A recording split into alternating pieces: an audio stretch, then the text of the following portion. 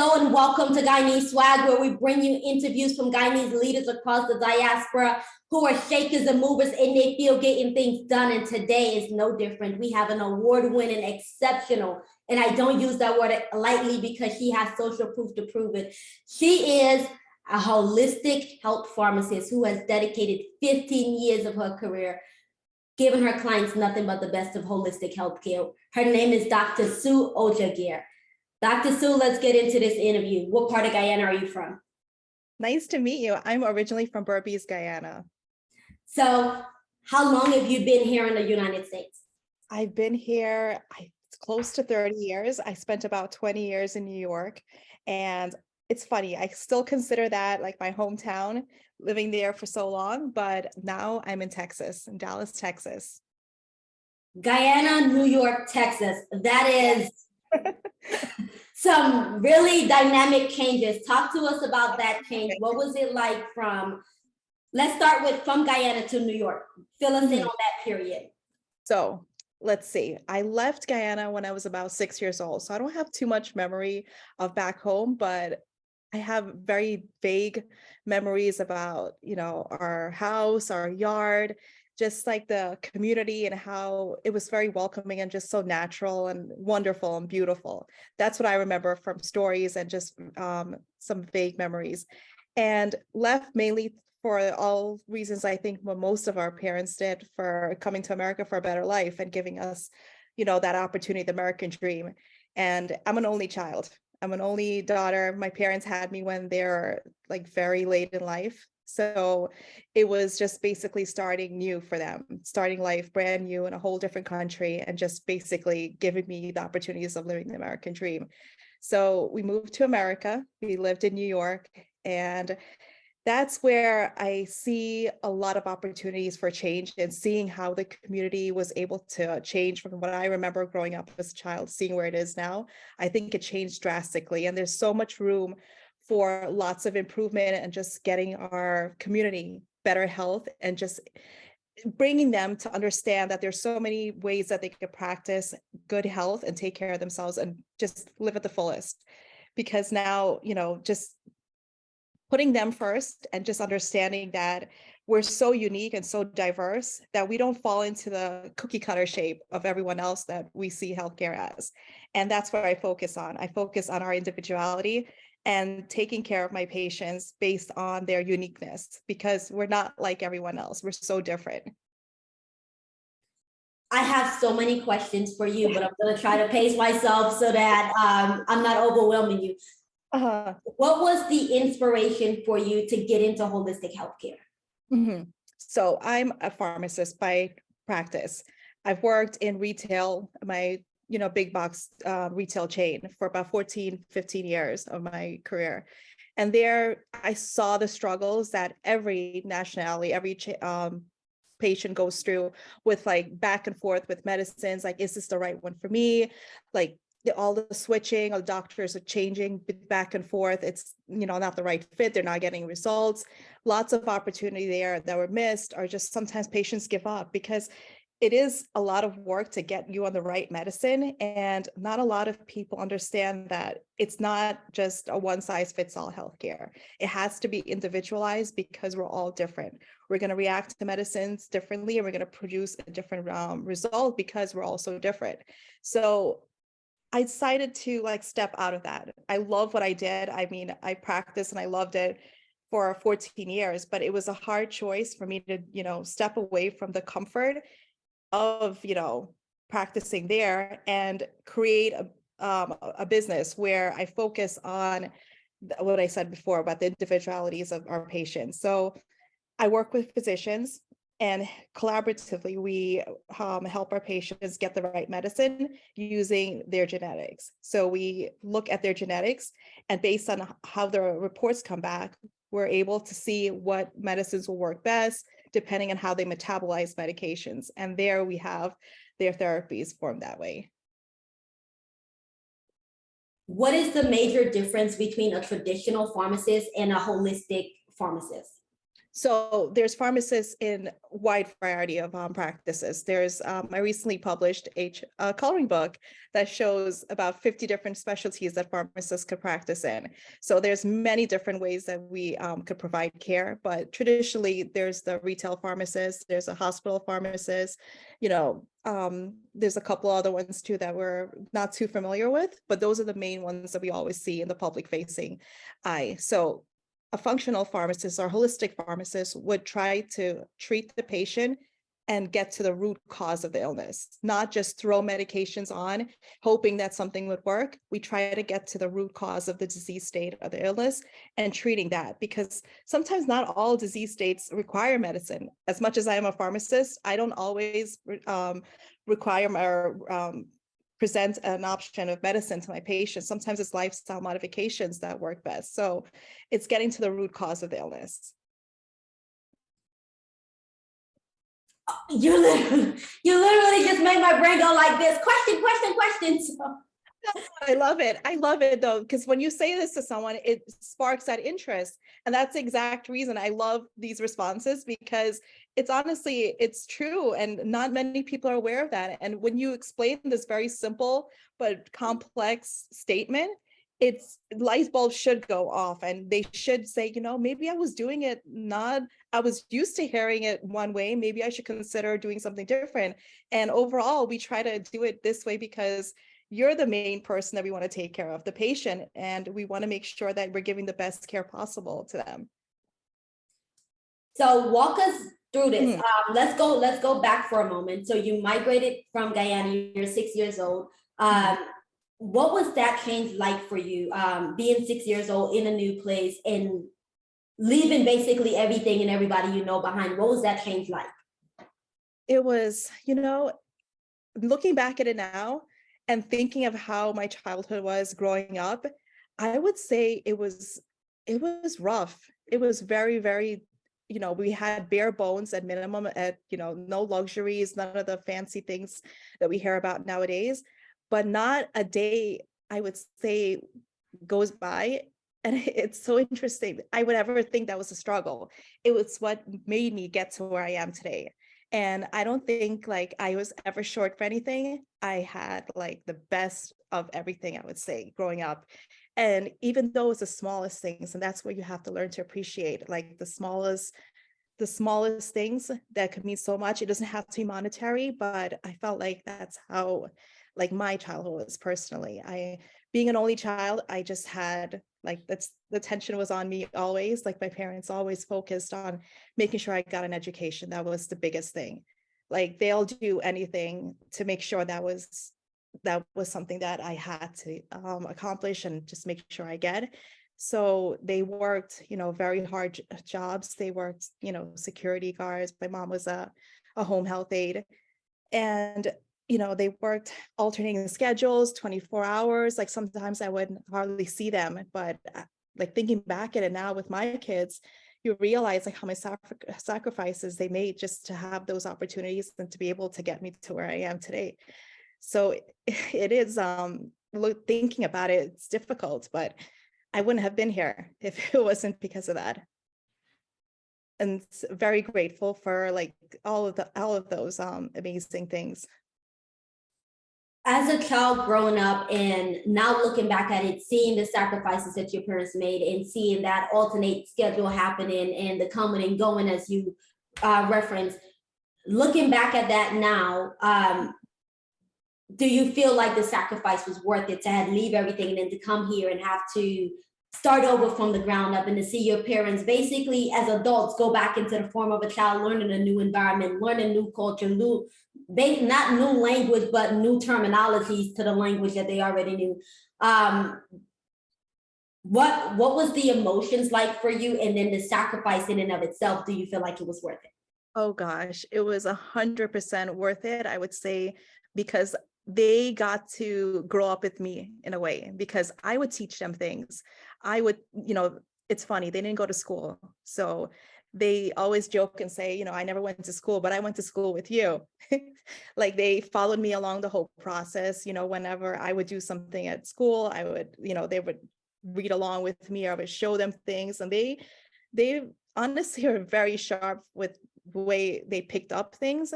And it's not easy learning something when you're in your 50s, almost 60s, starting a whole new life and, leaving back everything that you had that you called home and starting brand new. So that's extremely difficult.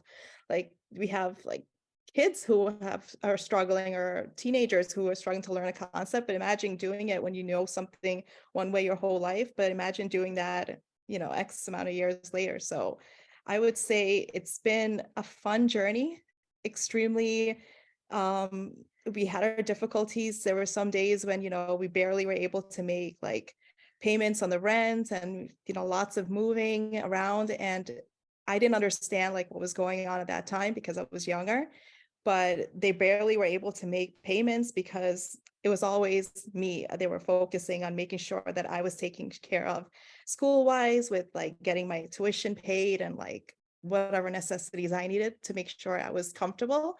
But then obviously the gratitude is definitely there because those are things that you can never repay. So fast forward, now we're an adult, go off to college, and parents has made endless sacrifices, some we can't even remember. And now we're in college. Talk to me about that journey in college, onto becoming a pharmacist, that pathway.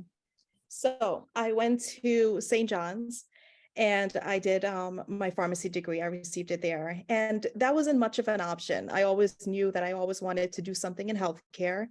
And seeing and being in front of seeing the front-facing pharmacists in our community, I know that that was a choice that I wanted to do because I wanted to help people. I wanted to be able to be the first response that people would be able to, first line of response that I could provide that care for our patients in our community. So it was never a struggle and getting to where and deciding that was the option for me, which made it a lot easier in deciding that. So, and St. John's is right in our backyard. So it was very close. It just felt like the right thing to do too, with everything. I wanted to be close to home. I wanted, like traditionally to go to a school that was very close. And I finished my years there. It was a 6-year program. And once I graduated, I went straight into retail. That's where I worked for the 14 years as a retail pharmacist. And honestly, like we were talking before, although that there were struggles in working at retail, I absolutely loved it. I met so many different patients and I'm still in contact with them, like the ones in New York and like all the different stores. Like we kept such a good bond and we were able to have that connection and just be yourself, just like give advice like how I would give like my loved one. Like you're no different than any person that I truly care about. So that's how I treat all my patients. I want to make sure you get the best care and treat them like people and human. And people are very receptive. They know when you're faking it or you're not being real. So every person, every interaction I have, I try to do my best to make that the most important. So fast forward, we moved to Texas. It was honestly cost of living and it was getting very difficult to raise a family in New York. So decided to step back and just move down to Texas in a different area. And same practice. It was it started off a little bit slower down here because it was not as busy, but now it's honestly, I think it's busier than New York. But I recently won a national award for being a pharmacy influencer, and there my customers voted in for the care I provided. So that's how I guess the influencing part of my career started, where I won that national award, and a lot more opportunities started to open up where I was getting different projects and starting more of the social media aspect of pharmacy or healthcare. You took us right into where I wanted to go next. So let's talk about that. Because you mentioned a couple different things. One that I think makes you stand out, not only as a pharmacist, but as a person. Because typically when you go into healthcare places, whether it's a traditional like retail box store or even just a hospital, it's like there are these protocols like, oh, you can't get too close to the patient or don't be personal. But the approach that you took of being personal and making the people feel like persons and not like a number that you have to give service to, I think definitely makes you stand out, not only as a service provider, but also as a human being. So Definitely kudos to that. And obviously the award it's definitely well designated. So talk to us about now you're in the social media space and there go another change, not just change in locations, but now you're learning something new, this new dynamic in social media. What has that been like? So that was a complete surprise to myself because I was never like this. Never, never, never. I was always the quiet one, the family. Like you could barely hear me. You could see me, but I was the one hiding in the back of the classrooms. I tell the kids this all the time. Like I was just like you. Like don't be afraid, or like, you're gonna have wrong answers. Just raise your hand. Trust me. It doesn't matter now. Because I was the one who was always so quiet. And I did a complete change in my life. I'm like, you know what? If I'm able to use my voice or use what I'm doing, my platform to help someone, why not? This is my profession. I absolutely love being a pharmacist. I love what I do. So I'm going to use that to help people in a whole different way because everything is on social media. Everything is so technology driven. Like not everyone is going to have a pharmacist in front of them. Not everyone is going to have that person to talk to them. It's hard to do it behind a drive-through window. It's hard to do it like everything's in the mail now, right? We're getting our prescriptions in the mail. So not everyone has that opportunity. So we have to pivot. We have to make changes and be able to have that flexibility with the way we practice. I love it. Before I go into my next question, we're just going to take a really quick break for a message from today's sponsor, and we will be right back. Today's interview is brought to you by the Guyanese Swag Business Directory, a comprehensive listing of Guyanese-owned businesses across the diaspora. Visit GuyaneseSwag.com to learn more. Hello and welcome back, everyone. We're here with Dr. Sue Ojageer. Sorry, I promised to not butcher her name, and I did. I'm sorry about that. She is a phenomenal pharmacist, y'all. She has over 15 years of experience, and I don't want to delay this interview anymore, so we're just going to jump back into it. Dr. Sue, tell me about, you left off right about the part about social media. So my question for you in that regard is for the people who are now coming up and they look at the platform now and they look at what you're doing on social media, they're like, oh, she's doing really great, but they don't see obviously the blood, sweat, and tears that go in behind all of that beautifulness that happens on social media. So talk to us about that. So entrepreneuring is a whole different beast because you don't have the comforts of corporate and the schedule that we have. The comfort, it does have its pros and cons. So it is for people. Some people love it, but entrepreneuring is a whole different animal and a whole different beast. And you have to be able to pivot and tackle it and make it your own because it could consume you. You have to be able to make your schedule. You have to be able to understand there's going to be failure as well as success. So that you have to be able to navigate and manage as well. So it's a whole different beast, but I absolutely love it for what it could create. And you could design it to be your own. It's your blood, sweat, and tears that you put into it. If you put whatever you put into anything in life, you get the returns. If you put 100%, you're going to get 100%. So I love it for that part. I am a big advocate for entrepreneurship. I'm not biased to a 9-to-5, but I would say I'm biased to entrepreneurship just because I think that everyone should at least have the experience of knowing what it's like to be an entrepreneur before you make a decision that I want to be a lifelong 9-to-5 person. Not anything wrong or counting anything against that, but I think everyone should at least have the experience. So at least you're making an educated decision about what side of the fence you want to be on. Coming from a traditional corporate job and then moving into entrepreneurship, what were some of the stumbling blocks for you? It's definitely being able to have your schedule, managing your schedule and your time, because entrepreneurship, you don't have a 9-to-5. It's 24/7 now. It's all in you. There's no breaks. If you take a break, you feel like you're doing something off of your time or your schedule. Like I could have been doing this, I could have been doing XYZ, but you have to have that balance because you're also, I have a big family. I have 5 kids. So I have to be able to manage that and still, not take away from their time with, spending family time. So scheduling is definitely one of the things I have to always make sure it's top priority in time. Being someone who works on the front line, and we're not totally out of the green with COVID, but in some regard, we are out of the green with COVID. I mean, out of the red with COVID.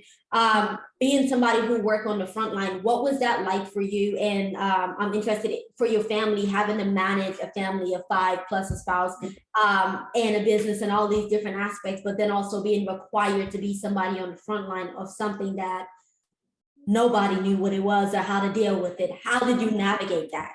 You have to, every day there's a new challenge. You have to be able to understand that and tackle it. That's okay. It's family thing. Oh yes, it's so funny. Like most of the time when they hear me on the podcast, they know it's a fun one and how we're laughing and conversating, they have to make an appearance. And they walked in right on cue when we were talking about the kids. Right.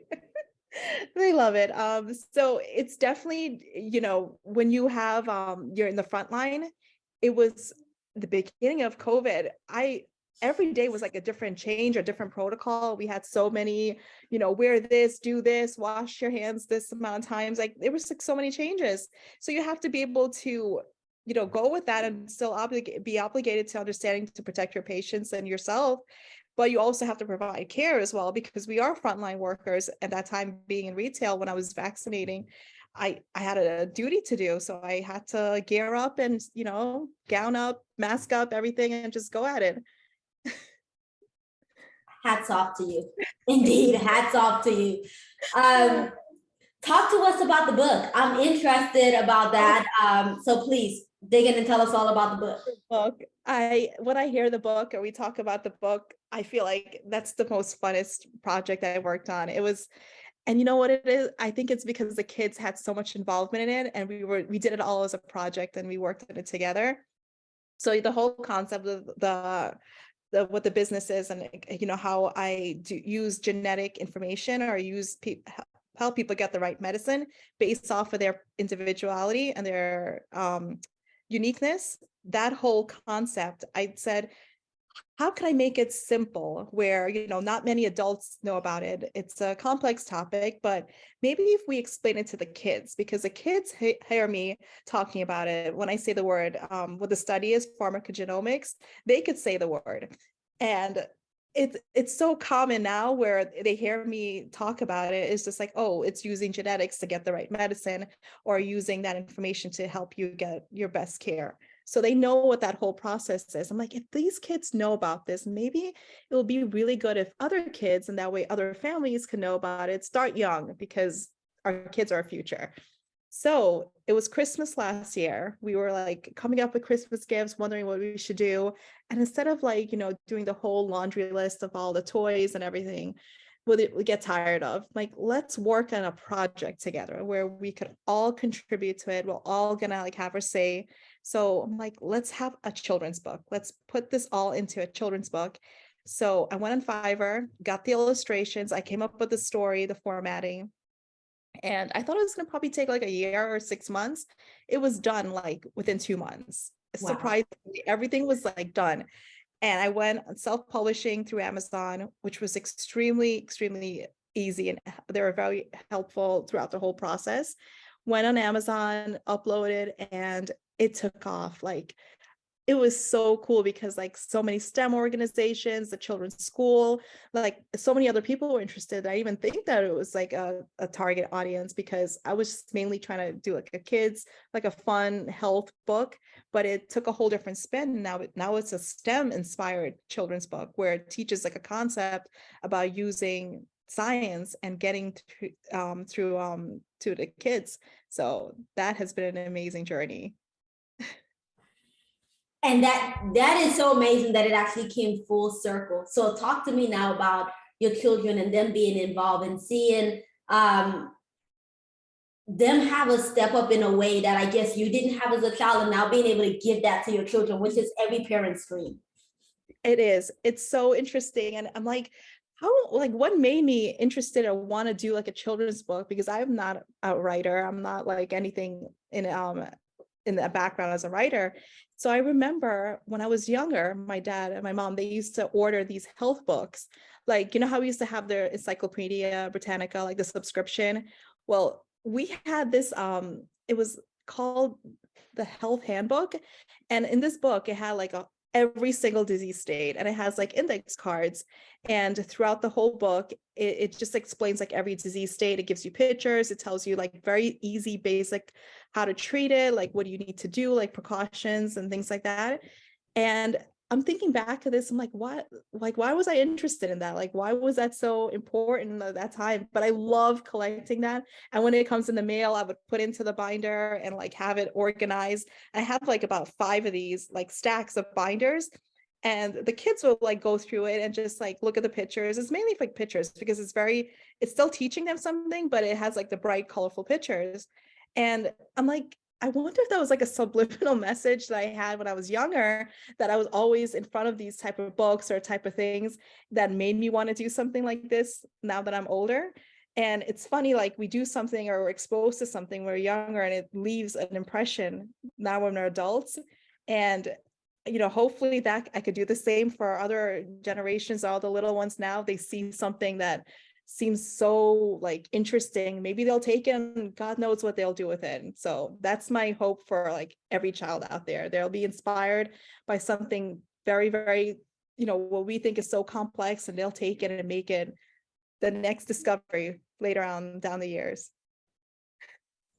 Wow, you are literally full of surprises. I'm like, because as a kid, I'm like, I liked reading, but I didn't like reading things that wasn't of interest to me. But the way that you broke it down, it's like each of us had our own pathway, and listening to you, it's like I could naturally see how the healthcare and pharmacy, because for me, I don't like blood. I don't like being in that environment. It's like, get me away from this. And then for you, it's like, oh, I had these books growing up, and then my parents were in the medical field. And so watching, like listening to that ramp up happening to now becoming full circle Dr. Seuss. Isn't that amazing? Because we see something and it triggers something in us. And, you know, it was always about, you know, getting education. That's always something I always remember growing up. That was the most important thing. And, you know, you have to make it fun. Or it's like now with our new generation, if you say that, it's just like, ooh, like that's all I hear. Like, I have to make it interesting. You have to make it fun and exciting.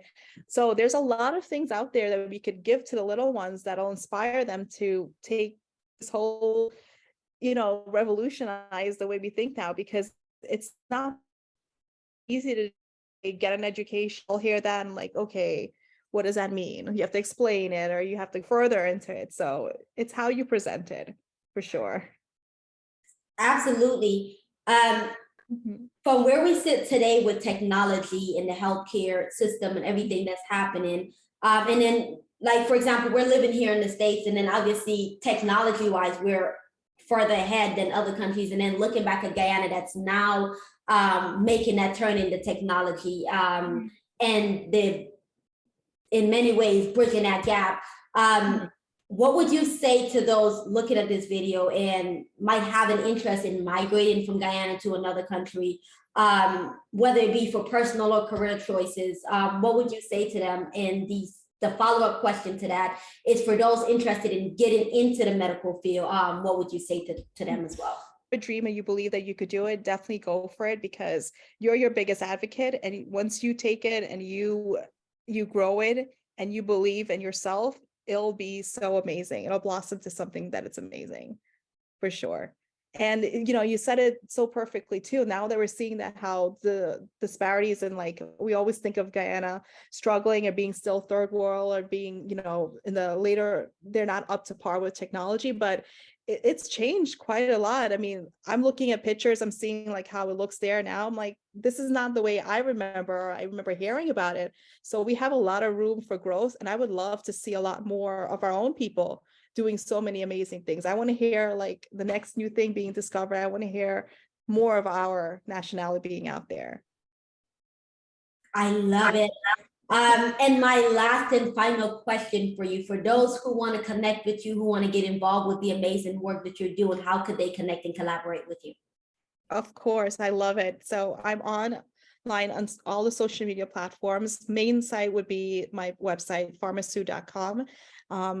Website, email, everything is out there for information. It's info@pharmasue.com, and all the social media platforms is under Pharmasue, PHARMASUE. Thank you for joining us today. I really appreciate you sharing your time with us. You guys heard this woman. She's amazing. I definitely urge you to go and check out her work. She's doing amazing things. Buy her book. Don't reach out for free stuff. Buy her book. Support the work she's doing because it's amazing and it's definitely changing the next generation. Thank you guys for hanging out with us today. We appreciate you being a part of the Guyanese Swag mission. If you've not already done so, go ahead and subscribe to the channel. Give this video a thumbs up and drop us a comment so we know how this video has inspired you. And while you're down there in the description, go ahead and click the link to connect with Dr. Sue and support her phenomenal work. Enjoy the rest of your day and thank you for being phenomenal. Peace. Don't forget to like, share, and subscribe and hit that notification bell.